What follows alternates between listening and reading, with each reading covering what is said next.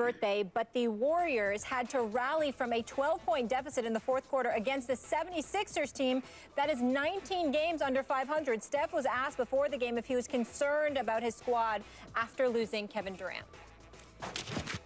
He said, there's been no panic in our locker room or around our team. We know who we are. We know what we're capable of. The ultimate goal is winning a championship, and you're not going to do that in game 65 or 67 or whatnot. So it's not going to get wrapped up in what we think is a normal NBA experience. Max, yeah. Do you believe Curry? I do, because I do believe he's not stressing it right now, but I am for the Warriors. What I've seen from the Warriors recently, when KD went down, they look ordinary. And partly that's because Steph and Klay went cold. And if these guys are going that cold for that long, that means it could potentially happen in a playoff series. And if that happens, they can lose a playoff series and not get to the finals. So he should be concerned about it. But the reason I believe he's not, Stephen A., is the same reason I see him sometimes play nonchalantly in the fourth quarter of Game 7 of the finals and turn the ball over with a pass.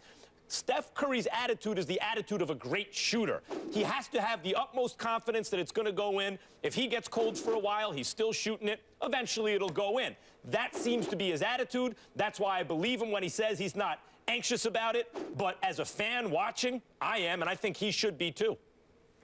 Well, listen, he may say that because shooters have that mentality. As long as the ball is going in when it leaves my hand, I'm not worried about it. And he knows he's not going to continue to shoot 27% from three-point range or 41% from the field. He's just the greatest marksman that I've seen, and I just don't see that happening. But at the end of the day, I also think that if he's thinking about more than just himself and he's thinking about the team, which is what his comments alluded to, he's most certainly worried because you don't have Kevin Durant and Harrison Barnes and Andrew Bogut are no longer there.